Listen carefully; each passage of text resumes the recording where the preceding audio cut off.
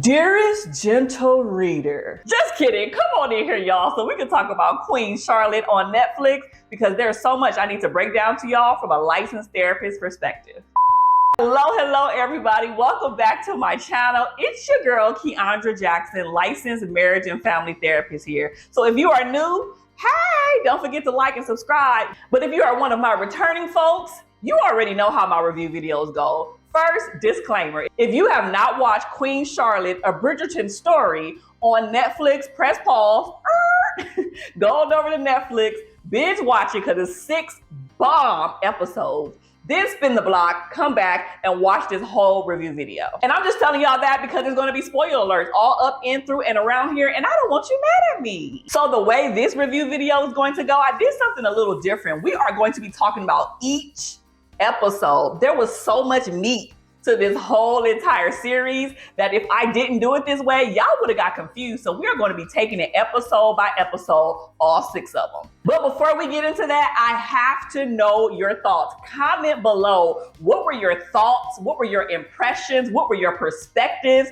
from Queen Charlotte? Because every time I do these review videos, y'all bring up stuff that I didn't even mention. So comment below because we need to have a conversation and I need to chit chat with y'all. So we know Queen Charlotte was basically a little spin-off from the original Bridgerton series that was brought to you by Shonda Rhimes. Listen, Shonda, you did it again, girl. You did it again. We know that this is fiction inspired by facts. So take that the way you may. But episode number 1 was entitled Queen to Be. And this whole entire episode was about Queen Charlotte getting hooked up with King George and the whole entire process. There was so much that I could have broke down in this. And so for the sake of this video not being 1,000,000 minutes long, I'm just gonna hit what I can hit. So the first thing that really stuck out to me was the fact that Queen Charlotte's mother and father died.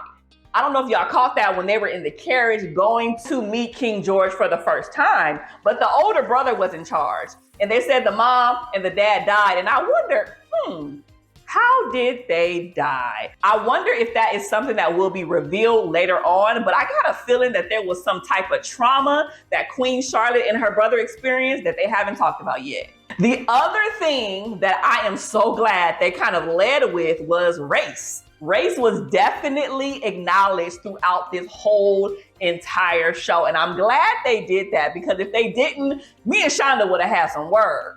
But it was clear that Queen Charlotte was a woman of color. She was black, okay? She had skin tone that was a little melanated. And so because that was a whole entire thing completely separate from the British Empire and them being not melanated and being very unmelanated, y'all know what I'm trying to say. It was just different from them. And so it was interesting to hear how they kept saying, well, people will talk. Well, people are going to talk. And then, the mother-in-law was like, well, let them talk. And so it was interesting to see how the future mother-in-law literally licked her tongue and did like this on her cheek to see if that was her real complexion, to see if it was makeup or that it was going to rub off. No, boo-boo. This is melanin. It was interesting to me that the solution to having a woman of color become queen was to invite her people to the wedding. So we see that there is an invitation that goes out to all of the Black people, to all of the people of color that says, hey, pull up to the royal wedding so y'all could witness the wedding of the century.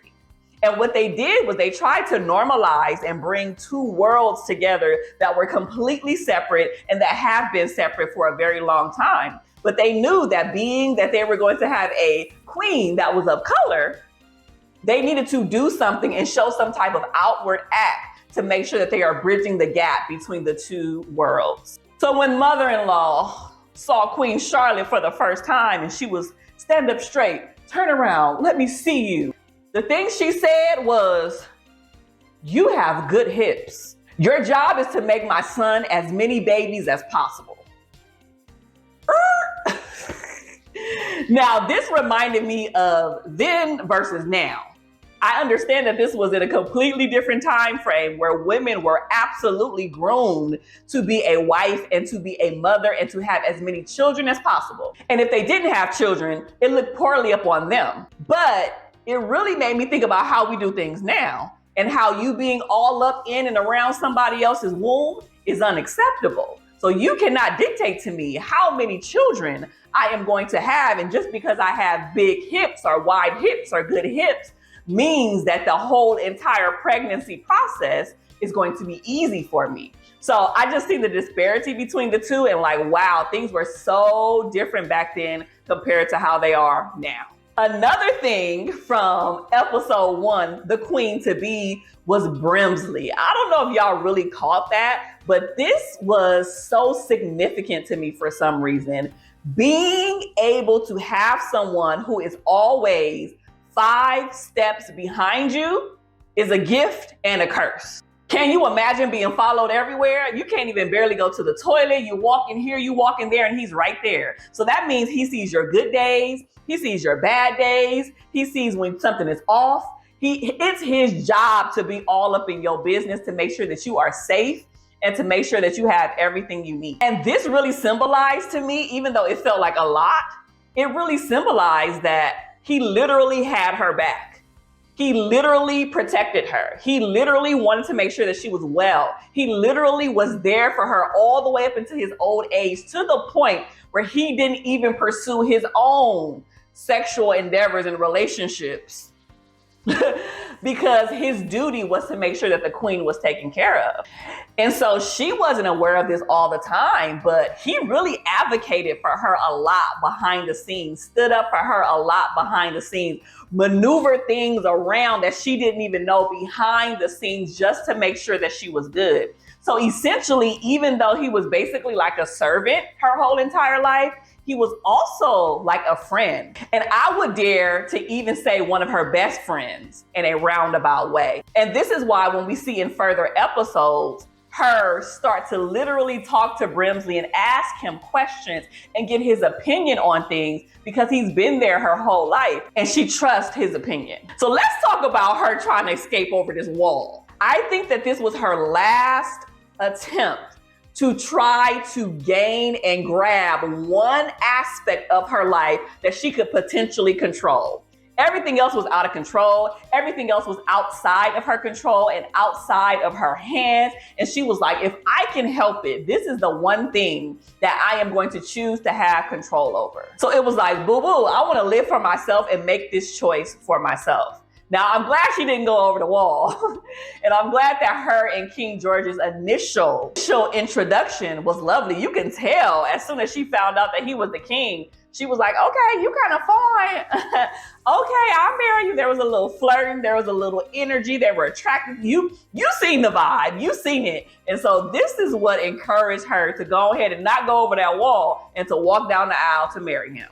And to wrap up this whole episode number 1, it really told me that a Black woman can be queen. Episode number 2 was entitled Honeymoon, Bliss. And this episode was essentially about them trying to consummate the marriage and how that was a whole drama. So essentially, we know what's supposed to go down and what's supposed to happen on the marriage night. But King George didn't want to go that route. He literally allowed them to live in 2 different separate houses, and Queen Charlotte could not wrap her head around why that was the case. And to be honest, I couldn't either. I'm like, hold on, we just got married, and now you're trying to go live in a completely separate house? No, you're supposed to be with me. You're supposed to be in this bed, because tonight is supposed to go but it didn't for them. And I thought that this was wow. I had so many confusing thoughts. Like, is he impotent? Does he have issues in the bedroom? Like, what's going on with King George? I was trying to figure it all out. I didn't think that it had anything to do with his mental state. And so essentially, we found out that he was really just trying to protect Queen Charlotte. He really was just trying to protect her, but he couldn't convey that to her. He didn't know how to convey that to her. And to be honest with you, the way he went about it was kind of messed up and jacked up, because she was alone a lot of the time, eating dinner alone, eating breakfast alone, getting dressed and redressed 3 times a day to walk into the hall and for her to have to eat by herself. That was messed up. I can't even imagine being in a foreign place, not having any family, not having any friends, living in a huge mansion by myself and eating by myself. Oh, I can imagine that she was extremely lonely. Now, the part that got juicy for me was when Lady Danbury started to break down what's supposed to go down on the wedding night. When she took out those papers and drew those pictures with all of the different positions and what should be done and how to do it and whoop-de-whoop and whack-de-wham, I said, oh, Queen Charlotte does not have a clue about what's supposed to go down. And I don't think Lady Danbury was the person that should have been explaining this to her. Her own sexual life with her husband wasn't that good. We seen her just laying there. She threw it back, a few times, but she was just not enjoying intimacy with her husband. And that was because we will find out later on down the road that she was groomed to marry him. We saw the age difference between them two, which we'll talk about shortly. But she didn't enjoy intimacy and having sex with her own husband. And she saw it as, and I quote, marriage is a duty, not a pleasure. And that told me everything that I needed to know about Lady Danbury, because she was not enjoying her marriage. She was not truly in love with her husband, which she also projected that onto Queen Charlotte and said, look, this is what's supposed to go down, but you're not going to enjoy it. And it's going to be horrible. And it's going to feel away. And it's going to be uncomfortable. And it might hurt. But that wasn't Queen Charlotte's experience once she got into the groove of things, if you know what I mean. So losing your virginity to your husband is supposed to be a good experience. And Queen Charlotte definitely got a whirlwind of being intimate with her husband for the first time. And even then, you know how they fast forward to like the current situation, but then they'll fast forward to what is going on like in the future. This is when they revealed that Queen Charlotte has had 50 illegitimate grandchildren because of her sons out there wilding out. And it was revealed that I believe Queen Charlotte had 13 or 15, if I'm not mistaken, children of her own. That's a lot of kids. But to not have any successful heirs and to have your sons be out in these streets, essentially, and literally got 50 different babies out there that she had to cover up the scandal, that's a lot. No wonder she was so passionate and so interested and so driven to make sure that King George had an heir, to make sure that his legacy and all of that lived on. Now, episode number 3 was called Even Days, where they was only supposed to have sex on even days to make a baby, but they were really enjoying it. They couldn't hide and deny the fact that they were enjoying their sexual encounters, especially Queen Charlotte. She was like, look, even days, odd days, I want to bounce up and down on that thing. I want to sit on your face. I want to do what needs to be done in order to make sure that not only are we going to have a baby, but I want to enjoy myself and have a good time too. Excuse my language if there's any young folks watching this. And this was all interesting because this was a completely different experience than what Lady Danbury experienced with her husband, right? So Queen Charlotte is living her best life, okay? Having all of the sex that she needs to have in order to have a kid. And then Lady Danbury is just laying on her back like, when is it going to be over? And we know what happened between her and her husband and how he died. I could not imagine my husband passing away during sex. What? So it's unfortunate that it happened that way, but I had a feeling that it would for Lady Danbury for some reason. This was also the episode where we found out that King George was starting to have some type of issues. This is when he was getting checked out by the doctor in the cellar. And Queen Charlotte found out and was like, sir, is something wrong with you? Are you ill? Like, what's going on? Because I heard through the grapevine that you were getting checked out by the doctor all the way in the cellar. Like, why were you hiding? So this was after the initial situation that we saw for the first time. When he first buckled and he first got a little hot and couldn't breathe and had to sit down and lost his breath and stumbled a little bit, I was like, oh, he's having a panic attack. That was the first thing that came to my mind, was he is having a panic attack. He's saying, because all of the symptoms were there. but I didn't know that it was going to progress into something deeper, which we'll talk about, which I think what his diagnosis is. We'll talk about that shortly. And it was apparent to us, to his mom, to him, and even all of the people in his court that something wasn't right. And he's been experiencing this throughout his whole entire life, essentially since he was born. So he used his fascination with science, with the stars, with Venus, with the sky,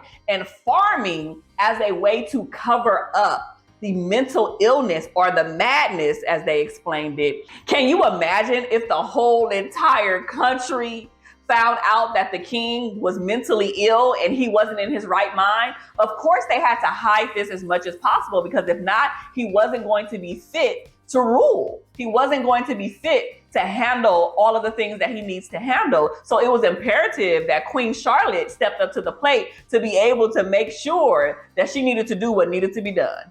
And to be honest, that's the equivalent of a great wife. The thing that I loved most about this episode, and I'm not sure if it was just because I'm a therapist and I get geeked out by psychology and, doing things in a very interesting way, but when King George went out into the garden and stripped off all of his clothes late at night and was screaming to the stars and to Venus out there and just having a complete meltdown and a complete moment, instead of Queen Charlotte running, denying, being pissed, mad, disagreeing with him, she actually went into his delusion to bring him out of the delusion. Y'all don't understand what that does. She went into his delusion to bring him out of the delusion. She could have done so many different things, but she went into his delusion by saying, hey, I'm Venus.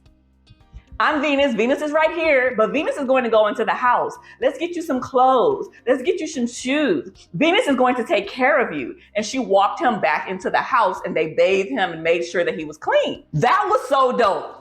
That was so powerful, because that's typically what helps people through their mental states compared to you doing the opposite. So at this time, back in the day, they didn't really understand mental illness the way that we understand it now. They just called it madness, right? They just called it crazy. And if I had to give King George a diagnosis, I would give him a diagnosis of schizophrenia. I am seeing two different types. I'm seeing paranoid schizophrenia because he had hallucinations and delusions. But I'm also seeing disorganized schizophrenia. And that is where they have disorganized speech and behavior, right? So they're not doing things that make sense. Him going out in the garden and stripping off all of his clothes, him talking and saying things and that just wasn't really there. Things were off with his behavior and his speech. So if I had to give him a diagnosis, if he was a client of mine, I would diagnose him with paranoid schizophrenia and or disorganized schizophrenia as well. So let's move on to episode number 4, called Holding the King.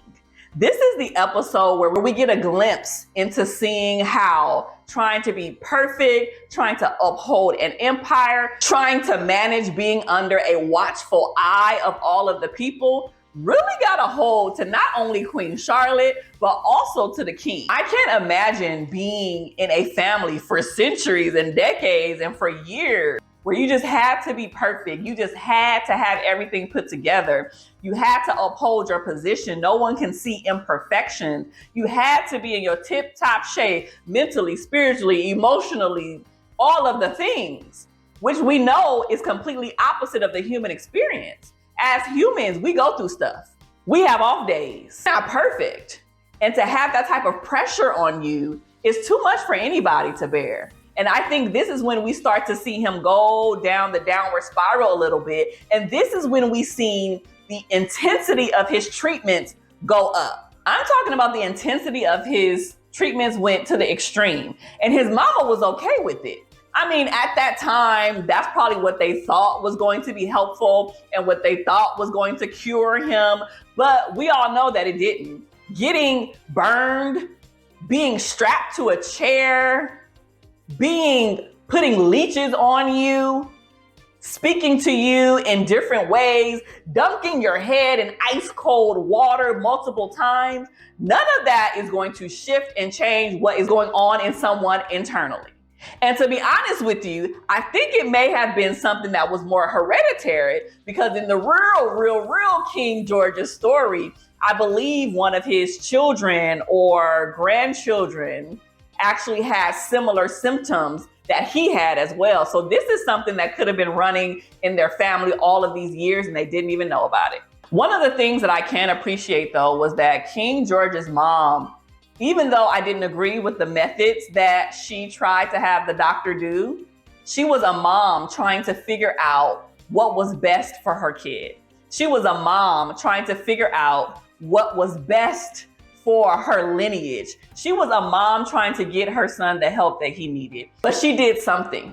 She tried. She put in effort. She's reached out to different doctors, different types of doctors, and seen and did what needed to be done for her son. And while we can agree or disagree that it was helpful or not, she tried. She put in effort, and that's commendable. We know there's a whole bunch of mothers out there to this day who might see something wrong with their child and they do absolutely nothing about it. As a mother, I'm sure that it was hard to see her son go down this downward spiral where his mental health and his mental illness consistently got worse and worse and worse over time. And of course, he had his good moments. Even his right-hand man and butler, the person who's always 5 steps behind him, even saw like, nah, he has his good days. He also had his bad days, but he's not cured. And honestly, his mom essentially was just trying to protect him from the parliament, right? The parliament was like, look, y'all need to come before us. We need to see what's going on with him. We need to make sure and assess him to make sure that he is able to rule and to reign. And so she wanted to guard and protect him as much as possible, which is why she was the one having all of the meetings with the parliaments and the other people, because she didn't want them to see what was really, really going down. And it would have shifted and changed their whole entire empire. So let's get into episode number 5, Gardens in Bloom. Now, if you know a thing or two about gardens, you know what be blooming. I really appreciated this episode. We know Shonda is real good for a good sex scene. We know Shonda is real good at putting in, some sexual stuff in here. And I think the way that they did it and the language that they used was perfect. This episode really showed the loneliness that women experience and how it is a battle for them, period. This episode showed that women have sexual needs too, and they need to be met at any given time. And to be honest, that those sexual needs don't die just because your husband does. Lady Bridgerton started to share that her garden was in bloom and she had a good garden with her previous husband, and that thing died, but now it's starting to come back to life. The metaphor was essentially like, I'm horny, I want some, but I don't want to be out here in these streets and everybody thinking that I'm a whore. That's essentially the summary of what that was all about. And I think Lady Danbury could relate. Oh, she could relate, because we found out later on, which we'll talk about, that she, after her husband passed away, she wound up getting with Lady Bridgerton's dad and having a good old sexual time with him. And that's when she first experienced what potentially love was, but also what was a good sexual encounter. Because remember, she didn't have that with her husband. And she didn't have that with her husband for a number of different reasons. They revealed that she was groomed since the age of 3 years old to be with Lord Danbury. Since 3. Can you imagine being 3 years old and you can't even become your own individual person because you are being groomed to like what he likes, to like the music he likes, to like the colors he likes, to like the same food and drinks that you don't even know who you are. And to be honest, if something like that happened in this day, if I find anybody grooming a 3-year-old to be married to somebody when they are going to be 18 plus years old, that's a whole problem for a whole nother day that we need to talk about. But it made sense why she felt like she didn't have any identity. Lady Danbury didn't know who she was because she was never taught to discover herself, figure out her own identity, and know her own purpose in life. And being that they had a massive age difference, we don't know what the age difference was, but it was apparent because he wasn't attractive. Let's be clear. But also too, we saw that he was way older than she was. And so I'm not sure what that exchange looked like for her family, but we know that that wasn't a good situation at all. And this brings up identity issues. If you were groomed to only marry and have kids, and that's all you were supposed to do is get married, have some babies, have some more babies, and have some more babies after that. That's essentially what the women of Bridgerton, of the whole British Empire, was experiencing. I can't even imagine as a woman that being the only two sets of identities that I've been doing this a lot, this video. Y'all know what I'm trying to say, but I can't imagine that being the two sets of identities that I can only resonate with. Being a mother and being a wife is just one aspect of who a person is. You still should have wants, needs, desires, goals, passions, all of those things, hobbies.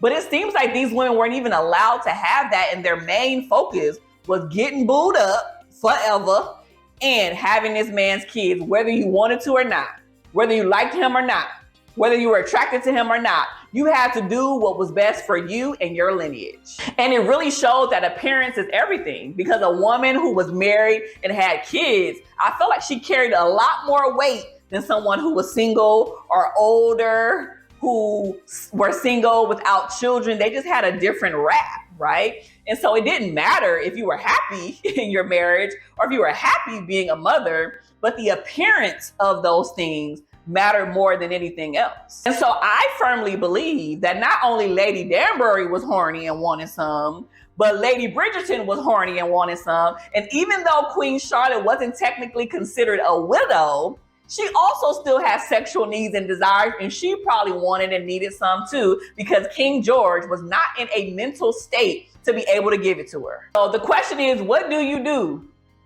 when your sexual needs are not being met? Another thing that stuck out to me in episode 5, Gardens in Bloom, was this marital portrait, okay? Because now we're back to race and we're back to color. There was so much happening when the portrait guy, the painter, the artist came to paint Queen Charlotte and King George, but King George wasn't in a mental state to be able to sit for the picture. So the artist only painted Queen Charlotte sitting there. And it was taking so long that she was like, can you show me what you drew? Because I'm not big, I'm not fat, and this shouldn't take that long. And when he showed her the image, she said, make me darker. And her mother-in-law said, no, make her lighter, actually. The king wants her to glow. Excuse me. No, she needs to look how she needs to look. Y'all want her to look fairer skinned and more white than she actually is. And y'all need to make sure that these portraits, these pictures, and the history actually impacts and reflects who and what she really was and what she really looked like, not some fake made up painting that just gave y'all some type of white satisfaction. And last but not least, episode number 6, called Crown Jewels. I'm not gonna even lie to y'all.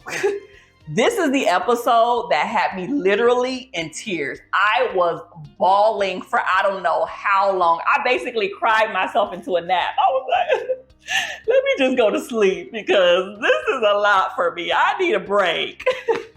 But this episode was so beautiful to me. What stood out to me the most was a whole bunch of things. But when she said, I will stand with you between the heavens and the earth, my heart melted, because that wasn't just some cute little, statement. She was literally telling him, no matter how crazy you get, no matter how mad you get, no matter how much you distance yourself from reality, whether you feel like you're in the heavens or you feel like you're here on the earth, I will stand in the gap and I will be there for you and with you. I was like, whoa, she loved this man. We could say what we want about Queen Charlotte and how mean she was and how people didn't like her, but she had and went through so much. And when he came back and said, I cannot breathe when you are near, I was like, woo. He loved her just as much as she loved him. Like, you take my breath away when I see you. When you're close to me, my breath is gone. Oh, so beautiful. It was so beautiful. And it just shows how deep their love was. It showed how rocky and crazy and ridiculous it was in the beginning, but that it wasn't just for show. What came to me and what I was thinking about was that this was essentially an arranged marriage, right? Like, Queen Charlotte, her people in Germany, her brother linked up with the British Empire, made an agreement to say these two are going to be together. We're going to sign on the dotted line and it's a wrap, right? That's essentially what today's version of an arranged marriage would be like. And I guess I'm thinking about it in this aspect because I've been watching this other show on Netflix called Indian Matchmaking. And it talks about, linking people up through arranged situations. And so even though Queen Charlotte and King George started off kind of like an arranged marriage, it actually moved to what will be called a love marriage, where it was like, we started off not knowing each other and we really only got together because our people said that we should. But now that turned into love. That turned into adoration, and it turned into me genuinely wanting to be with you because I love you, not because of some arrangement. So this to me was the epitome of death do us part. This was the epitome to me of somebody keeping their vows. When people say in sickness and in health, people just think about the medical issues. People just think about the health issues that can transpire, but people don't think about the mental health. What happens if your partner has depression? What happens if your partner truly does lose their mind? Are you still going to be there in sickness and in health? Do you have that capacity? Because if you don't be at that altar saying them words if you don't mean it. Another aspect that I have to talk about before we wrap up this video was motherhood. So I've seen so many times where Queen Charlotte and even Lady Danbury didn't have the best relationship with their children. They had nannies. They had people who would take care of them. And so they didn't really get a chance to get to know their kids for who they were as individuals. I'm talking about Queen Charlotte had 13, 15 kids. That's a lot of kids to get to know. You should have had some type of relationship with them. Lady Danbury, I think, only had a few kids, but her nanny was taking care of them, right? It was like, okay, go ahead and be with your nanny. I know you don't know me that well, but it is what it is. And that was kind of interesting and weird to me. Like, it's a privilege and an honor to be able to have a nanny, okay? That shouldn't take away from the relationship that you want to develop with your children. And it was evident when Brimsley and Queen Charlotte had a conversation about why her kids are the way that they are.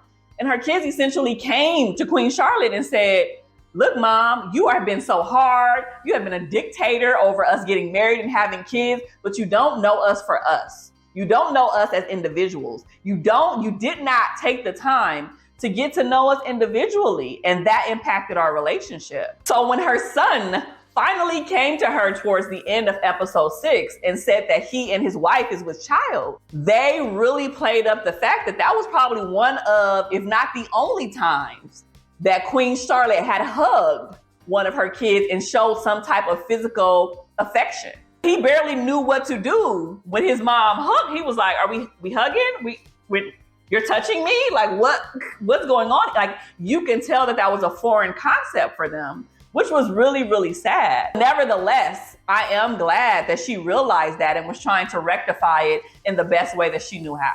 I also believe that this was the episode where we got a little bit more glimpse into King George and his mom sharing the fact that her husband, which was his dad, was abusive. They didn't say how and what, but it sounded like there was some type of mental abuse, emotional abuse, and even some type of physical abuse. And maybe this is why King George experienced all the things that he experienced, because when he was growing up in his childhood, there was a rupture in his relationship with his primary caregiver. So someone being abused at such an early age definitely has an impact on their psyche, on their mental health, and who they grow up to be. That is the most fundamental years when your brain is developing. So to have that type of abuse during that time says a lot. One of the things that I can appreciate was that, Charlotte's mother-in-law and King George's mom, she finally acknowledged at the end that her son was truly happy with Queen Charlotte. To know she was like, no, my son is really in love with you. Like, my son really wants to be with you. My son is happy when he's with you. And everyone saw it when they danced. They danced so effortlessly. They were together, gazing into each other's eyes. You can tell that there was genuine love for each other. And that made me happy. You know, we always want to have good relationships with our mother-in-law. So to have someone finally come to that conclusion was actually dope to watch. And the final scene, which was the scene that took me completely out of here, okay, I was for sure crying, was another example when she went into his delusion to meet him there. Remember, she went over there, went to his house, right? And he was writing on the walls and being mad and being insane. And he wasn't listening to her, but she remembered that getting underneath the bed was the safe space, and the place that he would remember was the place that he felt safe, but also could connect with her. So her going into his delusion again and allowing him to meet her in a place that was familiar to him, even though it was dusty and crusty under there, I'm sure. But this showed that they really did love. If I'm gonna get up under a bed that's dusty with dust mites with my fine clothes on, you know I love you. And it was apparent because even in his insanity, he remembered. Just for a quick moment, even if it was just for a moment, he remembered her, he remembered their children, and she had the opportunity and the space to briefly tell him, we did it. We finally have an heir. Your lineage, your reign, your family, your bloodline will live on. And he was like, wow. He's going to be a dad. And she was like, he is going to be a dad. And even them flickering back and forth with how they used to be when they were younger and older and switching the faces were just so beautiful. So no matter what you had to say about Queen Charlotte and how raggedy and mean and disrespectful and dictatorish she has been in the other Bridgerton shows, this show right here, this spinoff, allowed us to see her in a completely different light. And to bring it home, it really just shows that people are human. You never know who, what, when, and how. You know, people go through things. And so to have a perception of somebody but not really know what's really going on in their life can be detrimental. And that's why we shouldn't judge people, because we don't know what's going on behind the scenes. And if we can modernize this, we do the same thing with celebrities now, right? People who are in high positions, people who are in the media, people who have a lot of money and notoriety and influence. We judge them a lot, not understanding and knowing what truly happens behind the scenes. So if you haven't taken anything else from what I have said in this whole entire long video, please know that you should save your judgment and not put that on somebody else, especially if you do not know their full story. So thank you so much for watching another review video of mine. Make sure to like, comment, subscribe, share this with someone who wants to have a conversation about Queen Charlotte, because I'm gonna be all up in the comments. And I will see you guys next time. Bye.